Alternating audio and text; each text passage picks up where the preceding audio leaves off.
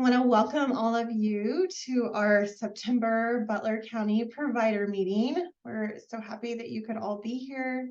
It's great to see many of you. We still have a few joining us as we go along, but just a couple of things. We ask that you stay on mute during the other people speaking. Feel free though to ask questions. We love questions. So if you have a question, feel free to unmute and ask. Or if you prefer, we also have the chat. I guess I should introduce myself for those of you that don't know me. I'm Kathy Borders. I am in provider relations here for the county. We also have Amy Winkler on the call, also in provider relations, who will be helping with the chat, monitoring that. So feel free to drop any questions you have or comments in the chat, and we'll try to discuss them here in the meeting. And if not, we will put a response in the chat or get back with you if we need to. So I'm going to go ahead and share my screen. We wanted to start today with just some updates. It's quite a bit of information we wanted to share with you, and this was in the email you received, our agenda, but I'll just go over it with you today. So the first thing is we wanted to make sure you were invited and were aware and have it on your calendar. We're very excited about our Community Recognition Awards, which is coming up next week. We would love to have you there. If you haven't already RSVP'd, please come. There's the registration link. It'll be in our meeting minutes today that you'll receive. It should be a great event. We're excited. We're going to have actor Joshua Felder there as our keynote speaker. And so it's at the Fairfield High School. Just also to note is that all DSPs who attend are going to be given a small gift in honor of DSP Appreciation Week. So we'd love to have as many DSPs as we can there too. All right, some DoDD news. We wanted to make sure you had saw that DoDD has extended options to recruit qualified employees to provide direct support. So they are again extending that they do not have to have a high school diploma or GED. They're waiving that, but they still will not be able to administer medications. And there's a link there to that for more information. And then the other thing they're also doing is extending the direct support assistance, which is 16 and 17-year-olds that can be hired to work alongside other staff with limited duties. So again, information is there linked if you want to see more about that. So that's exciting that they extended that for us. Home delivered meals rule was updated until end of July. Just wanted to make sure, for those of you who know it doesn't apply to a lot of us, but just wanted to make sure you had saw that if it did apply, that there was some great revisions done to that to allow some flexibility in where the meals are delivered. So that link to that rule can be found in our minutes as well. Next month, October 1st, starts the 2023 outcome tracking system period. So those of you that applies to, you'll have 6 months to get that information entered into the system. We would love to support you with that. We have Beth Reisner here at our county that is more than happy to help you with that if you need assistance. And there's also some links here for some training and tools and things to help you with that process for those of you that applies to, which is Adult Day and Employment Providers. Just again, we announce this every meeting, but we have the topics for the sessions coming up, which is from the DoDD Provider Resource and Support Team. They offer those monthly information sessions, and they have a registration link now available for the September one, which is next week. So that one's the DSP role in quality assurance and compliance. And then you can see the remaining topics for the year. There's some great ones coming up. So check those out if you would like. We have update now about Appendix K and the new rates that were announced. I'm going to turn the time over to Ginger Koblauskas from our county here, who will give those updates for us. Okay, so Appendix K was supposed to, the winding down period was supposed to be ending like November 15th. I don't know if anyone saw, but Ohio Medicaid came out and said that they were extending that to get new rules in place. So now the unwinding of all the services from Appendix K is now been extended to December 31st. So all the new rules or rule changes will go into effect January 1. The only things really left in Appendix K that are affecting anyone is the shared living with HPC being able to be billed on the same day. As of January 1, that will not be possible. The system sees those two services as the same service, and Ohio Medicaid does not allow you to bill for the same service at the same time. So starting January 1, it will go back to the way it was prior to the pandemic. And if those services are provided in the same day, only one can be billed for. So if HPC is provided, the Ohio Shared Living provider can't bill that same day. What they are doing to allow for breaks for the Ohio Shared Living provider is that they're changing the residential respite rule to allow residential respite, because it's a different service, to be billed and provided on the same days as shared living.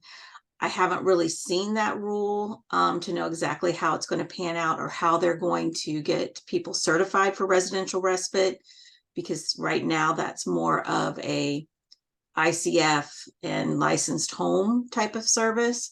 But they are adding like 15-minute units and setting it up so those services, so that way Ohio Shared Living providers can get assistance on the same days they provide service. The other thing that currently exists still in Appendix K is parents or family members of minor children being able to provide HPC and be paid for. And in the current rule, it doesn't allow that. Ohio Medicaid is revising a rule to allow that to happen in some instances. It's not completed yet, but there's an assessment. It'll be for services that are not for typical people of the same age. So we're looking at that, and that's still being reviewed to go into place January 1. But currently, family members or parents of minor children can work through Appendix K and provide HPC and be paid for it. So those are the two things that are changing or that will change January 1. The other thing that is a big exciting thing for providers, and hopefully you've all already heard this, is that there's huge rate increases happening for the majority of waiver services in 2024. On January 1, 31% increase will be happening. And then on July 1, there'll be another increase of like 7% for a total of 38% increase in 2024. And, this is the majority of transportation, HPC, shared living, respite, remote supports, pretty much most services under the waiver are going to fall under this increase. So you would probably expect to see lots of pause changes in November when the state rolls it out for the January 1 increase, and then a bunch of pause revisions probably May, June for the other rate increase. The other thing that they're doing with this is they're raising the self and level 1 caps to accommodate by 38%, so people aren't losing services. I'm assuming they're going to be looking at the other caps for like day program and things like that for the acuity. And they're talking about looking at the DDP ranges to increase them to accommodate this, so people won't need as many PAs. So people shouldn't lose services because of the rate increase or have to reduce services. So they're making it so all this fits in. But hopefully this helps with some retention and things like that. But it's a great thing that we're excited for the providers. Great. Do we have any questions about either one of those topics? And Amy, I'm not able to see the chat. If there's anything there. Nope, not yet. Okay. You just covered it so well, Ginger. We're good. We got it. So feel free though, if things do come up, you have questions, as things get going, we're happy to help you always. So please reach out anytime for assistance with that. All right, I am excited now to introduce Lisa Combs, who is here with us from the OACB to talk to us about the new Ohio ISP. Our county has been rolling that out, transitioning plans to the Ohio ISP as span dates are coming up. We been a slow transition. It's definitely, I wouldn't even say, maybe we're a third of the way through, a fourth of the way, but we are excited. We're seeing great things with it. So Lisa, take it away. Hi, everybody. Thanks for having me. Good to see some familiar faces and lots of new faces that I don't know. Let's see if it's set up that I can share my screen. It is, I think. So I'm going to be really transparent. If you don't know me, you're going to know that I pretty much will tell you whatever, is in my head. That is not my, I don't know what's important to providers about the Ohio ISP. I need you guys to help me a bit. Kathy asked me to come and talk about kind of trends and patterns and things we're seeing across the state. And as I started doing it, I'm like, how would I know what a provider wants to know about the Ohio ISP? So I'm asking you guys as we're talking to either jump in or put something in the chat box that you really have a question about so that I can either answer it today or, try to get you more information of what I know. But the bottom line about this is that there really is no experts right now on the Ohio ISP. So when you say, well, it should go here, or this should go here, or this should happen. Yeah, that's that, we have different ways, even though we have one plan with the set questions, we're still all trying to figure out what is kind of best practice. And every time that a county starts the process, they get better at it as they go on, and they change and they hear what another county is doing. And we really do need the help of providers to help us, because we want to make it as consistent as possible for you guys, since you work in multiple counties. But at the same time, each county has a little different dynamics. We have 2,200 SSAs across the state writing them. So of course we need help. So this first couple years is going to be kind of, this is 5 tips as of today. Okay. And it could change. That's kind of it. So for those of you who don't know me, I'm from the Ohio Association of County Boards. We are an agency that supports county boards through professional development and training and advocacy communication. And we really work closely with other professional associations like OPRA and the ARC and all those other places, just to kind of, make sure we're all working towards getting better lives for people in Ohio. So as far as who I am and why am I here? Good question. Most importantly, I'm a mom. I happen to have a son who's an adult eligible for county board services.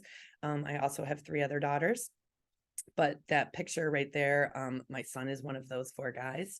Probably can't tell which one he is. Maybe you can, I don't know. But that's his relay team for the Glass City Marathon in Toledo, Ohio. This is his 8th year that he's run it or walked it or whatever he might do. I used to work in Lucas County as a SSA and an eligibility specialist, and I came to OACB right before the pandemic in early 2020. So I've been working there as an SSA advisor since then, doing a lot of training. So that is my perception, is what's going on for the SSAs. And then I have a little bit of a family component, but I've never been a provider. You guys are the experts, and I really welcome your feedback, your questions, whatever.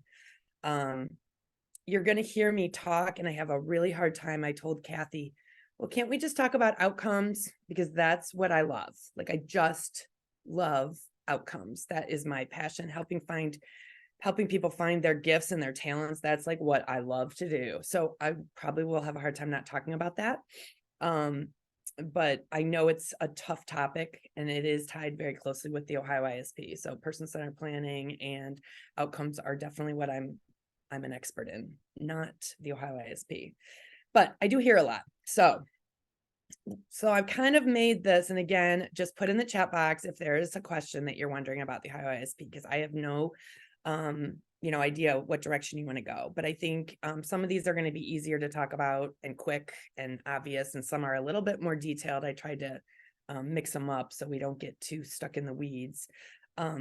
you know, the number one, we're going to do these 5 tips, and it's patience. I am telling you that you cannot be more, we need patience, and we need the team more than ever. We've been talking about that for years in our DD system, how important DSPs and providers are in the process, but you're going to find out with the Ohio ISP, it's even more important than ever.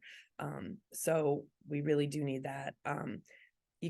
You need to find where the information is about the Ohio ISP and where you can find up-to-date information, because it changes very quickly. So I do have a link there. Do you guys see and Kathy, I'm asking you, but like what color is the highlighted link for you guys? Because my screen is crazy. It's Is it green. yellow?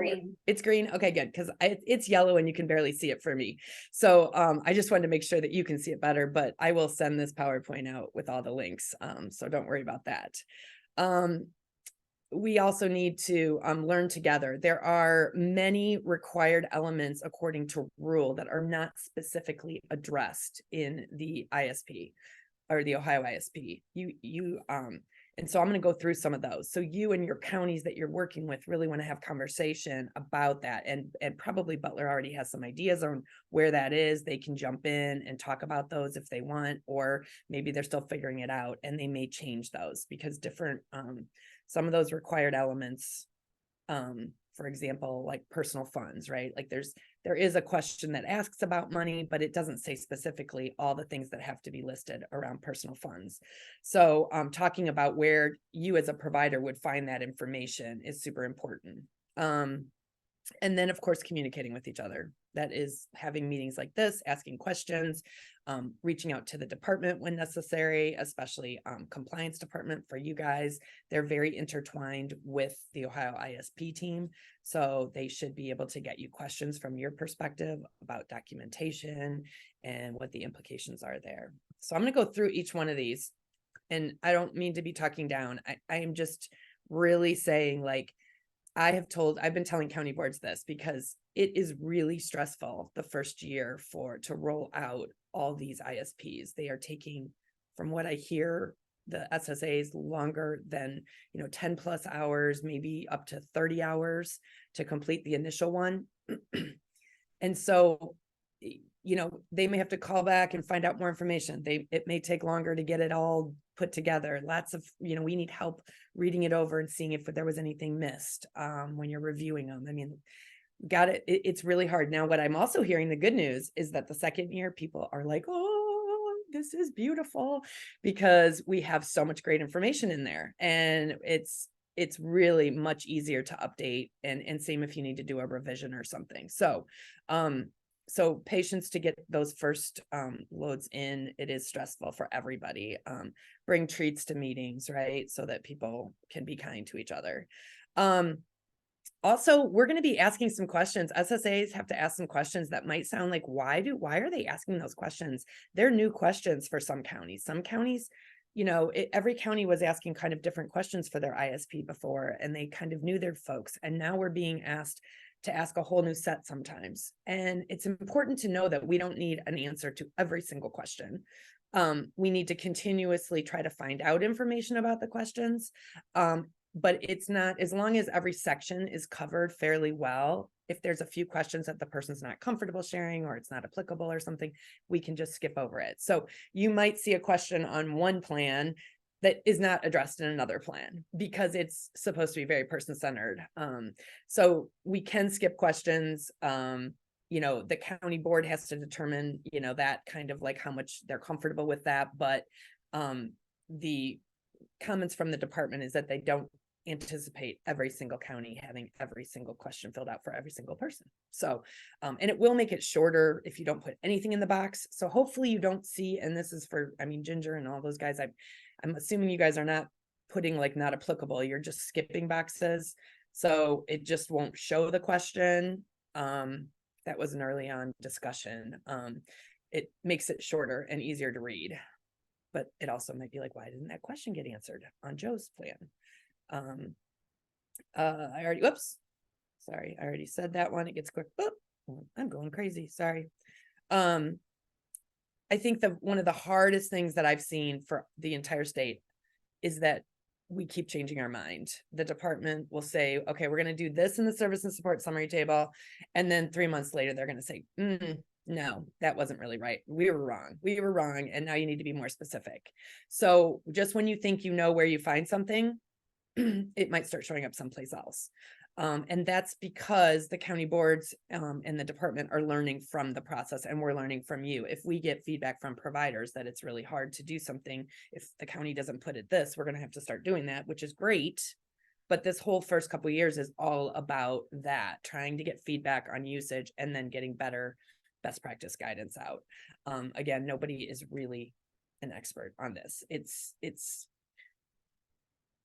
a learning curve. That's all I can say. So, I don't know. I see Kathy laughing, but it's like, it really is. We get new information constantly. So I'm going to go into why the team is so important here. I mentioned that, and specifically, according to Lisa today, right, the areas on the ISP that are vital for county boards and providers to work together on, to me, are known and likely risks. It's a really tough area. We're seeing a lot of trends and patterns. We need to know from the providers a lot more about, what are those known and likely risks and in what areas, and if we have to deal with them differently in different areas of a person's life. This is nothing new. Outcomes and experiences, we have been begging you. That used to be called, I don't know what you guys called it in Butler, but a lot of people were calling it goals, or outcomes and action steps was another word a lot of people were using. So this area, again, is super important that the DSP working with the person and or the provider have really good input about it, because you guys are the ones who are going to make those happen. And we can't put them in there or determine them for the person unless we know that that's something that you can do and that it's important to the person. So I'm going to talk about those a little bit. And then the infamous service and support summary table, which is probably one of the hardest parts of the ISP that I consistently hear from the county boards as to how to fill those out, what all goes in there. Do we be real specific? Do we be very vague? And all that. And that table is so important to you guys because it literally is the items that you need to document on and what you're being authorized to do.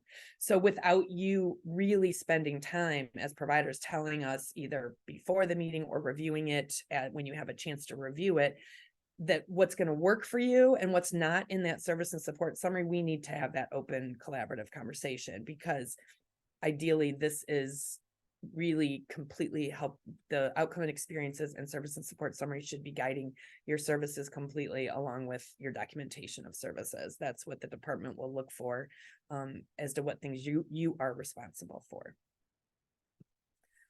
So I stole stuff from other counties because I'm really good at stealing stuff from other people.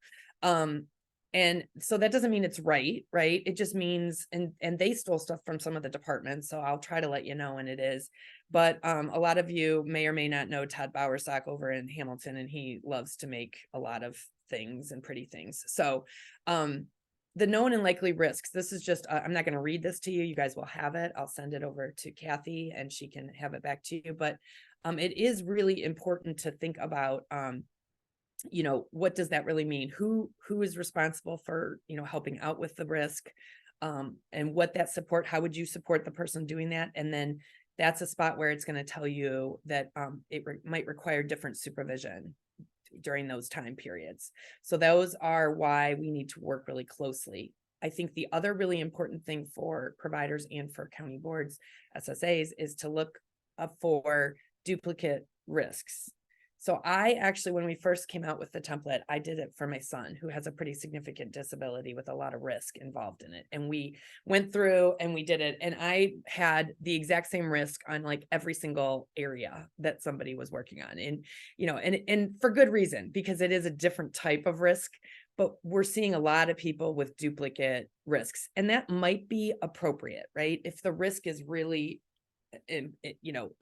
life and health and safety issue, but we don't need to say 5 times that the person is at risk for being taken advantage of, right? Like that is pretty much what a lot of folks, period, doesn't matter if you have a disability or not, that you're at risk for taking advantage of. Certainly don't need to name it 5 times in 5 areas. So kind of, if you read through and you see a ton of duplicative information, it's something to ask back, like, do we really need this all? It's just more to read. And that's also the county board's obviously responsibility, but I don't know. We're still all trying to figure out exactly how much we want. I don't know, Ginger, and if, what you guys are saying about known and likely risks and how much you're putting them in or duplicating them, but that seems to be an area that a lot of people are asking questions about. All right, so that next area that we were talking about that we need teamwork on is that outcomes and experiences. So this is hopefully not new to you all. There's been training for the past, 8 years on outcomes. They are calling it experiences versus action steps and other things, but it is pretty much the same, but the page will be much bigger. On this next page, I have an example, which I know you can't read. But it kind of will be in that format more, but these are the specific guidance. And this is actually coming, I think, from the department. I think the most important thing on this page that I like to bring up is this outcomes do and outcomes do not, right? And the outcomes, it's super important that in the first half of the ISP, or depending on how you receive it, in the discovery assessment tools, there should be something that is identified linking why somebody's working on an outcome. So if somebody's wants to start going to church, somewhere in the assessment, it should say that they have an interest in it, or they have a history of going to church and they've always wanted to go to church. Like, we're not going to never talk about church in the entire assessment. And then all of a sudden the outcome says he's going to, you guys are going to work on him going to church, because we want the providers to have information about why it's important to go to church. So you'll have the outcome and experience page that describes it, but you'll also be able to look back into the discovery assessment tools as to what was really important about that.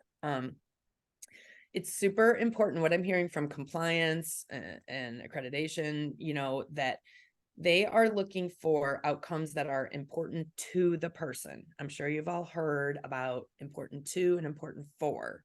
So important to is something that really improves the quality of that person's life and they are excited about it. Outcomes, so that could be something like making new friends, going and working out. It might be getting involved on a bowling team. It might be going to church or whatever, but it generally is tied into things that increase quality of life. It's not usually like following a diet, right? Like, unless you are super motivated to follow a diet, and not very many people are, it's more of those things that the people really want to do. And it often ties in with things like meeting new people, having new experiences, learning new skills, meaning like, I've always wanted to be able to crochet, right? Like, that's a skill, not like zipping your pants. That's one of my pet peeves. If you've been trying to zip your pants for 25 years, we don't make an outcome to continue to learn how to zip your pants. Okay. That is a support. That's just something we're always going to help him. And we always hope he gets more independent. But if somebody's always wanted to crochet, right? Like, that's like a fun activity to do, or to do line dancing or something like that. So outcomes are supposed to be important to the person. What kind of things, new things that they want to change in their life. And it may address a few things that are important for the individual, but it shouldn't be the main thing. And it's super important that team members and providers determine how they can help the person. So multiple people can be helping with an outcome. It doesn't have to be only the provider. It definitely should be a provider if you're receiving HPC or day services. That provider should have some kind of way to help the person, but it's not solely the provider's responsibility often. Brainstorm who else is on the team that could be helpful in that situation or in the community. Outcomes do not have surprise information. So like I said, if we haven't talked about church the entire assessment, we shouldn't have an outcome that all of a sudden it talks about church. It should not focus solely on what's important for. So we don't want to, adhere to, a specialized diet. My son has Prader-Willi syndrome, which is a really tough disability that, mandates 1,200 or less calories a day. And he should never have an outcome that says he'll only eat 1,200 calories a day. That is just how we have to support him. It has nothing to do. He doesn't want to only eat 1,200 calories a day, and it's super important, but it's not really very much fun. Outcomes do not focus on things that are already happening. So if you're already going out in the community once a week to the park, that's not an outcome. That's just another thing you're doing because life is great. It's a support, all kinds of things.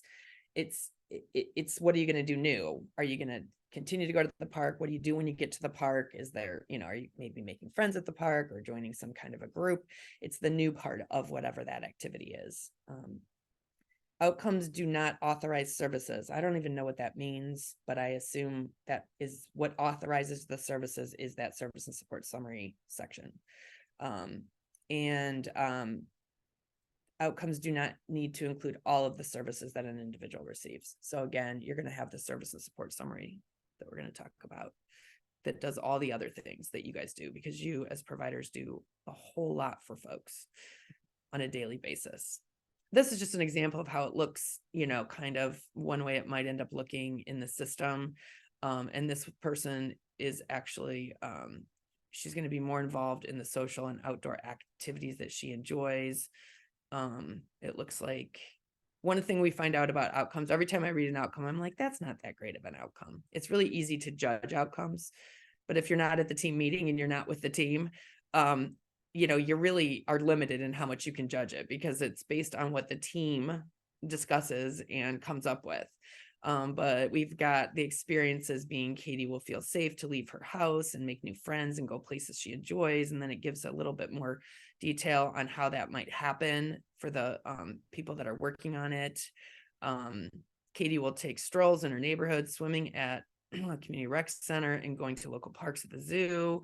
And again, who's going to help her with that and how they're going to do that. And she will learn about and participate in local art events in her community and learn more about local galleries. And again, how are they going to help her with that? How often? So this is super important to providers to be part of this discussion. The details to know part is nice because it gives you more background. It's a quicker look at why we're doing that. Whereas, yes, it should also be in the assessment, but this is a nice quick look for the DSP to understand why I'm doing what we're doing. And the summary of progress should be what they've been working on up to that point.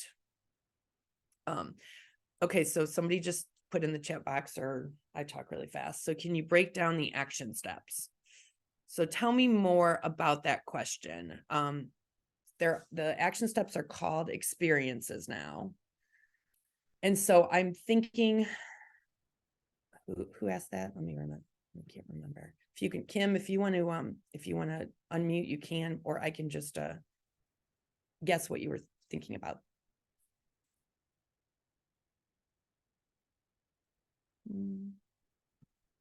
What I'm thinking you're about is when I read these experiences, there's a lot in there, right? She's going to 10-day program. She's going to, somebody will inform the team if Katie is ready to increase days at her day program. Her shared living provider will assist Katie with being an active member of her community and visiting her family. So that's like, actually, when you're thinking about documenting that, you're going to need to break that down even smaller, right? And it just depends. Different counties, different SSAs write them more specific versus not. And I can't tell you what's right and what's wrong. But certainly if it says in how it should happen, it's a broad thing and you need to document on it. Anything you can break down in your documentation of what you did to accomplish the overall goal is very helpful. So how do we ensure, good morning, I'm sorry. How do we ensure that we're using the right verbiage that matches what the SSA perception could be? Right. Well, I think that's the part of talking with the team at the team level about what exactly do I need to be doing in this. So this example might have a lot of things in it. You might want something more specific broken out for you. So because this has let's see, Honor Worth Home Care is her shared living provider, will assist her with taking strolls and transporting her to local places in the community. So to me, on my doc sheet, I would have taking walks and swimming and dates, right? And when you took her, how it went, did she enjoy it? A little note, and it says that you're going to do that 1 to 7 times weekly. So it kind of lets you know. Does that answer your question, Kim? Or Is that not really answering? No, you're answering the question. I just, because it is sometimes very vague, Yeah, yeah, um, my program managers are coming back to me and we're trying to cipher what we really Yep. want to put as action steps versus before you guys gave exactly what the action steps were. Now it is a very open dialogue, person centered, which we enjoy. However, it's Yeah. just ciphering through to make sure that we're hitting the points that the SSAs want us to comply Yeah. with. I think it's an evolving conversation, Kim, and I don't think it's wrong to give you more specifics. Like you said, you know, it's becoming more broad. I think the overall outcome is going to be broad, but when you look at the experiences section, you could certainly make them more specific. I don't think there's anything wrong with that. Some outcomes lend themselves to that pretty easily, and then other ones are kind of more difficult. Like if you're doing exploratory stuff and you're just doing things for the first time, a lot of times people will, kind of just put like try new things, right? And you're like, what? But that is important. And I think that what we could talk about more at the team level, and when you get an ISP to review, spend some time, really good time looking at this outcome page. And we could be better at looking at what needs to happen and how it should happen. We could change some of that to make it easier. In a perfect world, there was a time where we were hoping that we would write these experiences down and it would populate a doc sheet for you guys, right? Well, that didn't work in the DoDD system like they thought it would. I know Britco, which I believe Butler is using, is still working on getting that better for the outcomes section so that it might populate better.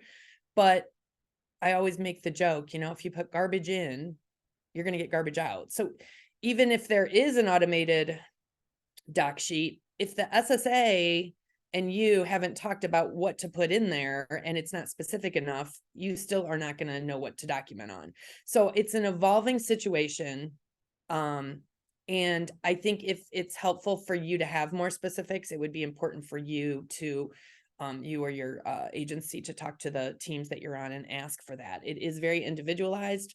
But you also have every right to take this information and create your own ones and make sense out of that. I mean, ultimately that, and just double check with the SSA and be like, these are the kind of things we're documenting on. But as long as you have documentation where it says, the monthly or one to 5 times, whatever the, frequency is, and you're working towards that and honoring what's in the 2 first things, I think you're really okay.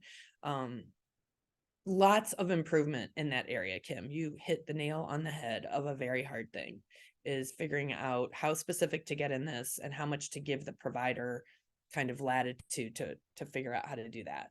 But when you leave the team meeting, hopefully kind of what the expectations are. Thank you. Sure. Keep working on it. Tell me when you have the answers, tell me, because I would love to train all the SSAs. I've had so many meetings about this and I'm like, I would love to just find great examples, but there's so many personalized outcomes that it's really hard to prep for every single one. But certainly asking for more details is very helpful, I think, to SSAs, if that's what works for you. So that last section that I said, again, this is going to be very similar. It's the service and support summary and paid supports in general, right? This is super important to you all. You really want to spend time maybe, looking it over and going over what that might be in the ISP.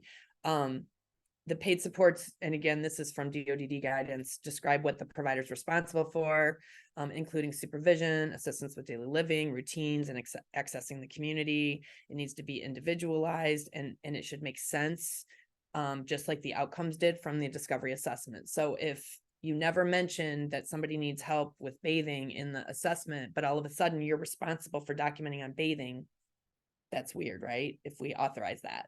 So it should be tied in to something, and we may forget something. The way that the service and support summary is right now, it's hard to track all of that information. Nothing is being brought forward from the assessment into that area. I don't think. I could be wrong, but I feel like it's really hard for SSAs to figure out what all to put in this. So we're going to need all the help we can from you guys as to what kind of supports you are giving the person. It does need to be, it can be both important to, important for, this is provide clear instructions that a DSP can follow. So Kim, that's exactly what you were talking about with the outcomes, right? Like this section should kind of tell the most important things for the DSP to think about when providing supports, and understand their responsibilities. So this just describes each area of the service and support summary. It's almost more for SSAs when they're filling it out, but I do have like an example. This is from the DODD website, what it might look like. So, you've kind of got, the area that they're talking about here is communication, the funding sources there, the service that you're giving, HPC, and then there needs to be some specifics in there about what are you helping the person with regarding communication. So they give you kind of a summary statement from that, and it says that you're helping daily throughout the span. These can get pretty long. I was looking at some examples from like Hamilton County, and this is one of the things that has changed. There was a point where we thought we were supposed to be just kind of summarize. And then we heard, the counties heard from the department, well, wait a minute, we need a lot more specifics in this, because again, ideally, this section in the service and support summary table was supposed to auto-populate doc sheets for all of you guys if you went into Salesforce. And what they found really quickly was that it was not very helpful, what people were putting in there for doc sheet purposes. So they're actually in the process, the department is, of turning that off, because it could get you into trouble if you follow that and it doesn't really have any good information in it. So we're kind of back at the idea that you need to read this and create doc sheets. And again, I know Britco is working on that part and does provide some support in that area. I'm not sure where they're at. But this is very similar, is stuff that's super important that you guys are documenting on. And here's another example of some ways that people have written. And again, this was from the DODD website, and it's not perfect, by the way. That's one thing we keep asking. The counties keep asking, give us a good example. And they're like, we don't know what a good example is, right? So, because we always look at them and go, oh, that could be better. We could have made that. We could have bulleted it. We could have whatever, there's just a million ways to make it better. I think it's super important. Well, I should go back. How are you guys doing on the service and support summary table? Anybody want to throw out if it's helpful? Has it been terrible? What are you guys thinking? I think it's important that you give feedback to Butler about how that's going. Does anybody have any feedback? Or have you seen one? They're so quiet, Kathy. Yeah, like I said, we're just, the last few Just months starting. have been rolling into these plans, so it's possible we don't have, I know during mock accreditation last week, we saw just a few in the plans that we were reviewing, so it's possible we haven't seen it. So this may be all new to us on the call today. Yeah, well, that is totally understandable. And it, like I said, it's feel free to look at kind of, you can have this PowerPoint if it's helpful. If not, reach out to anybody at Butler about, like, I don't know what this means, but really, I mean, this part of the service and support summary and paid supports is really what should be authorizing your services, and then describing the specific service and how it should be given. So I'll talk a little bit more in a minute, and you'll see like we have very limited options of, how often. It's like daily, weekly, monthly, miles, or there's an other box that we can push. And the other, we can write something specific in it, but you're going to, we are kind of, a lot of people are going to be putting daily, weekly, monthly, or I'm sorry, miles. So it's super helpful. It's been really helpful. Well, I don't know how helpful it's been, but I do find myself looking for the DODD Ohio ISP page a lot. They have some resources on there.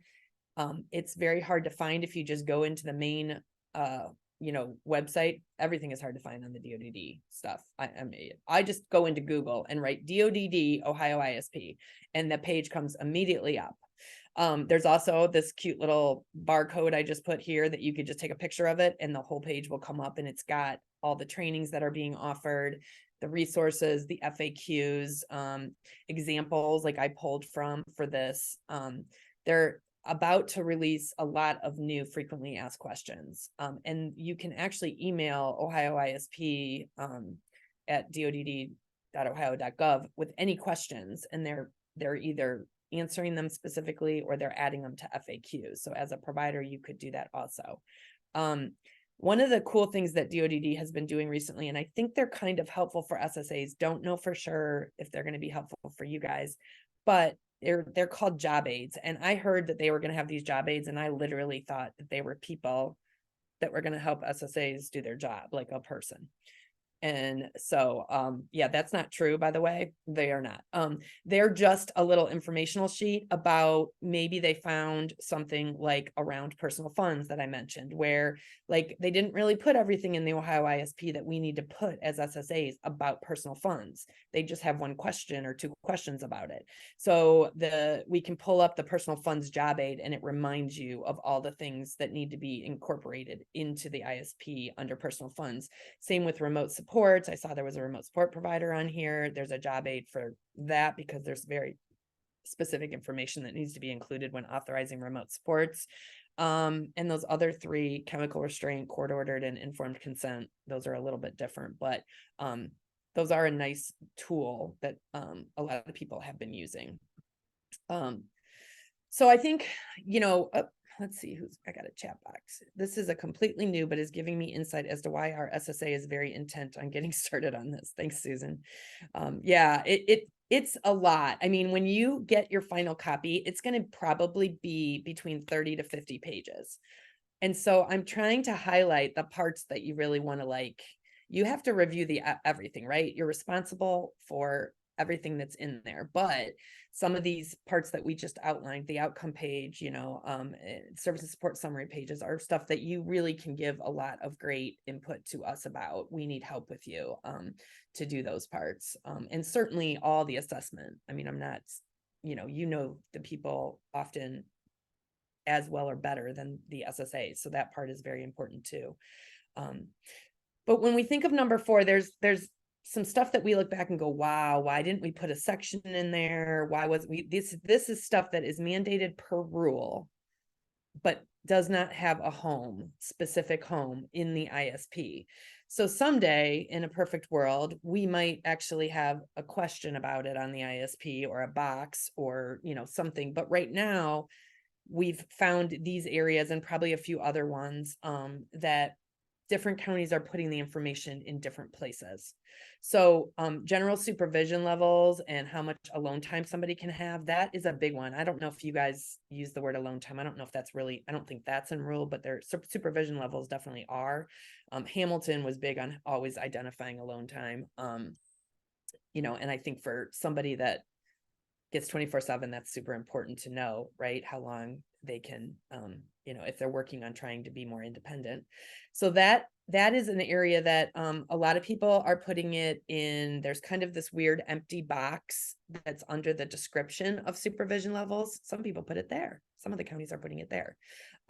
There is also a lot of counties are putting it under the service and support summary table, which if you read the directions and the guidance, it does kind of allude that supervision levels are important in there.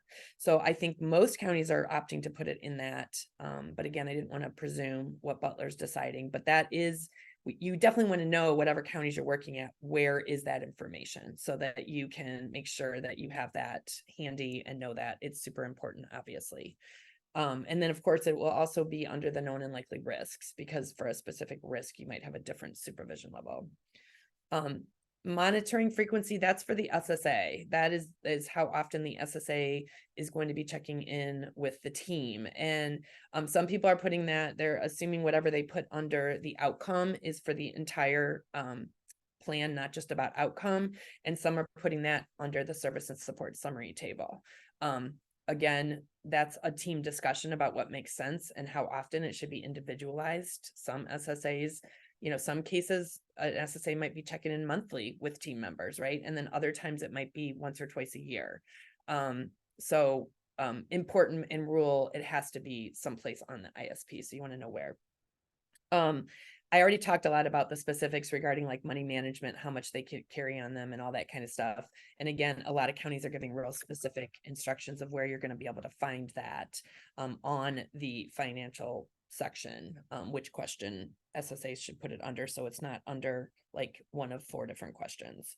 And then just recently I heard people are talking about folks that have pretty intense behavioral challenges and things, and where that there's something in rural where we have to note if there's been MUI patterns and trends, and where do we want to put that in the ISP somewhere. So I don't have an answer on where they are on that one, but I know that's a topic that a lot of counties are looking at. So as a provider, you want to know from your county's perspective where they're putting that. And if you work in multiple counties, you want to check in with each county so that you know where to look for that information quickly and have it handy for you. So communication and patience, that's what we started with patience and we're ending with communication. It is new for all of us, and it's super important that we are working collaboratively and talking about it, and we can get better if we work together and ask each other questions about that, just like what Kim's question was, like, how do I know what I'm really supposed to do? So if you read an outcome and experience and you still aren't sure what you should do, talk to, people at your provider agency / and then start asking the SSA, like, I need more specifics. Can we, is this the right way to do it? And is this document, it's always great to say, like, with the documentation on an outcome, like, are you going to be able to understand, what we're working on, and what we've accomplished there. And it's super important to keep checking back with the department and with your county, because a lot of these best practices that you're going to learn about getting started are going to change 6 months from now. I'm pretty sure, like, one of the big changes right now is that BritCo's plans, I assume, Kathy, that you guys are loading in are not actually being loaded up to the state right now. The last group of counties that BritCo is pulling in, BritCo has decided not to send them to the department. Because they get a bunch of errors when they do that, when they upload them. So they're working on that at the department and BritCo level to minimize the amount of errors. So you're going to see in that first year, if you are somebody who likes the idea of getting on the department website and look at your plan, you're not going to have much in there for quite a while. I believe BritCo has a way that you guys can log in and see things on BritCo too. So, again, those kind of things will change constantly. All of a sudden, you might find out that they're being uploaded onto the state website. We're not going to be perfect. You're going to see, one thing we've had constant conversation with the department is that they know that we're going to miss things in that first year. And we may have to, do revisions to add things that we've missed. Especially if it's something in rural or super important for the services that are being authorized. But it will get better because, like I said, there's a few counties that are more than a year in now.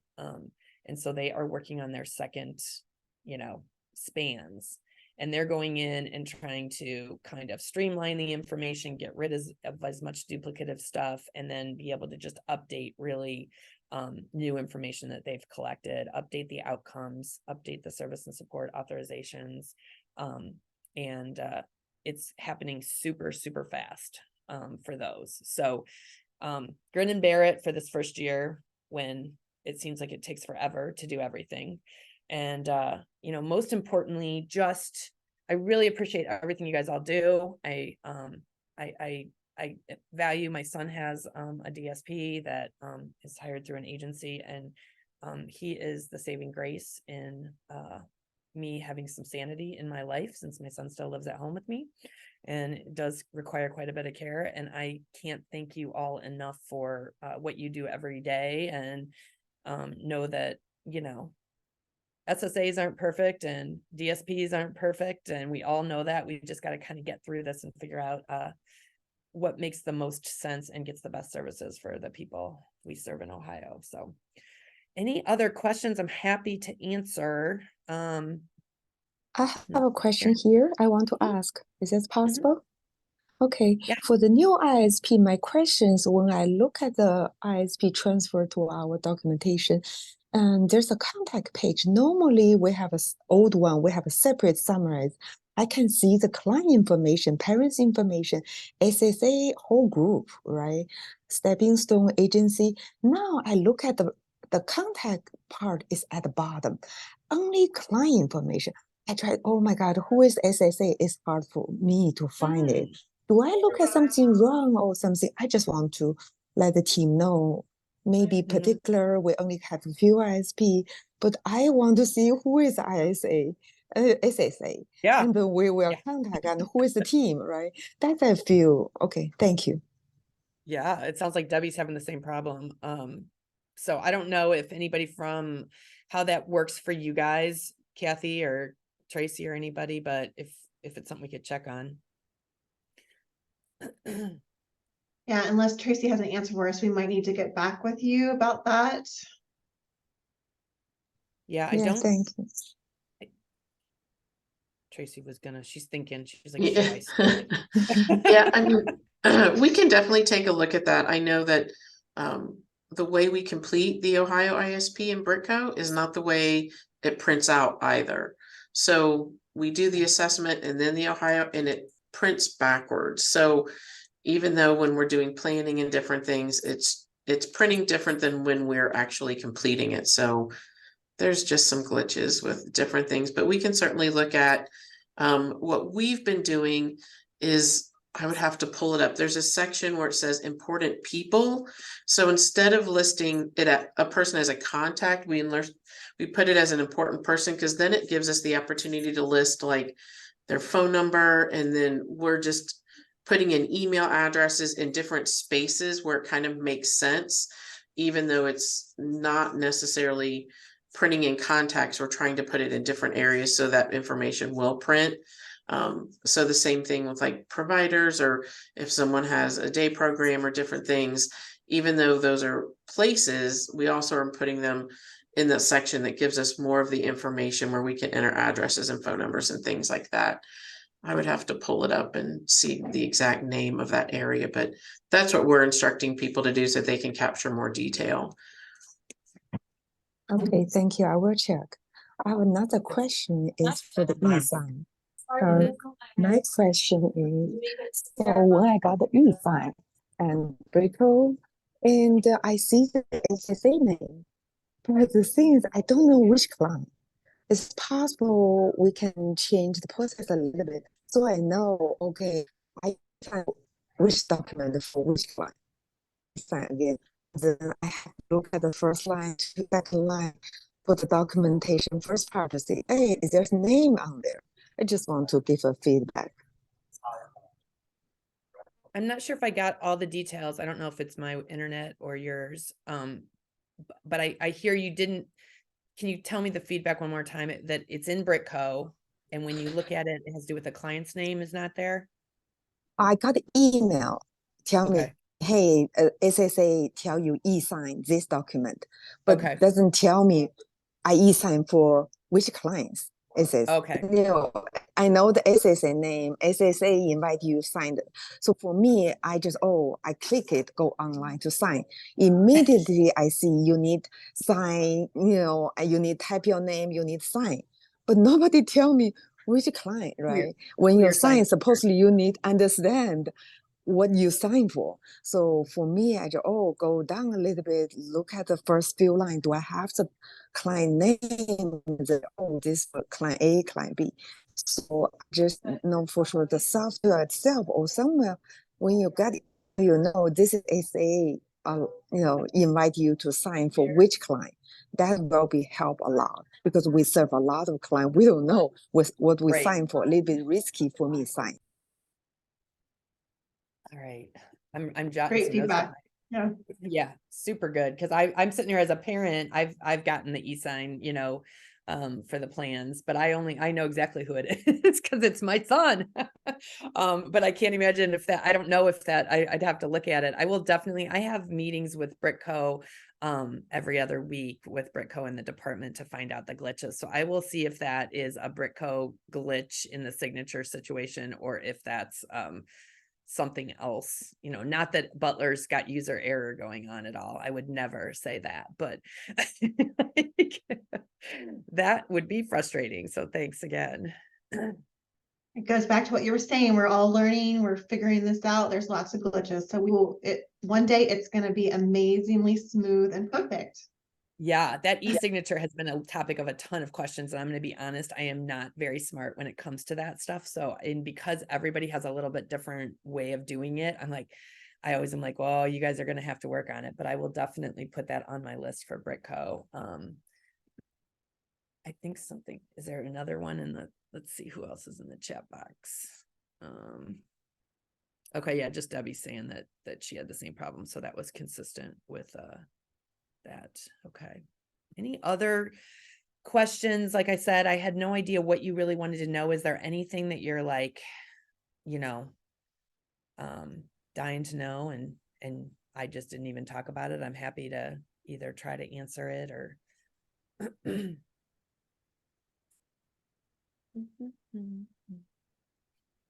think we're good. You guys are going to be amazing because and it's 11, isn't it, Kathy? Yeah. Well, thanks. And it was great you provided your email. So feel free, they can reach out to you if you have questions or reach out to us and we can forward that or get the information you might need. We appreciate you, Lisa. Thanks for coming on and sharing with us what you know. It's been super helpful. Great introduction for many of us to the new Ohio ISP. All right. Yeah, I'm going to share just real quick to close this out. I just wanted the last part of our agenda today, we had some training opportunities. Just wanted to share those with you all. All right here, just a reminder, the DoD's Office of Compliance has a number of provider trainings throughout the year. So here are the two, or actually there's only one remaining for this year, but there is a registration link you'll be able to get to when you receive our minutes today on shared living. So that's a really great one. If that applies to you, that'll be a very big one to attend to get great information. The other big one I wanted to mention for sure is our own Butler County MUI UI training series. Our next one is coming up next week. So we'd love to have you join us for that. That does count for an hour of annual training for DOs, DSPs, and independent providers. There's a certificate you'll receive after attending the class from us. So we'd love to have you. We're going to be looking at UI investigations and identifying cause and contributing factors next week. So the registration link as well as just the Zoom link to get on is there for you. The SWOCOG is having a few trainings this year as well. The next one again is next week. Next week is a busy week. It's actually the same day now that I look at this. So the nonverbal communication is the topic they're covering next week. So you can jump on here to register for that to look at more details for that. There is also a new training series being offered by the Southwestern Ohio Multi-System Coordination. They are doing a resilience-based de-escalation training. That's in person. It's an all-day training with a lunch. There are happening across the county throughout the next, looks like 8-9 months. And so I put some of the links you'll be able to click on when you get our minutes of neighboring counties, because our next one right here in Butler is not until April. So these are supposed to be really great. They're geared towards providers that are working with individuals with complex needs, the youth, and I believe it's just mainly youth age individuals. Yeah, right here, working with youth with developmental differences and complex needs. So that's a really great one to participate in if that applies. DoD also has a mental health training. It was a 2-part series. The first part is already over, but the second part is next week. It's funny, everyone picked the end of September to do their trainings, but there is these right here are the topics they're covering in that mental health training. It's a great, it focuses on helping DSPs with their mental health. It's such a stressful work that we're doing. So this should be a great training for that. OOD is also offering some trainings this year about disability inclusion in the workplace. So again, there's a link that you'll be able to jump on and register for those. Great resource for those of you that applies to. Lastly, our next meeting, our last one of 2023, is going to be November 15th. So we look forward, hoping that you can all join us for that. Just ending, does anyone have any questions before we hop off?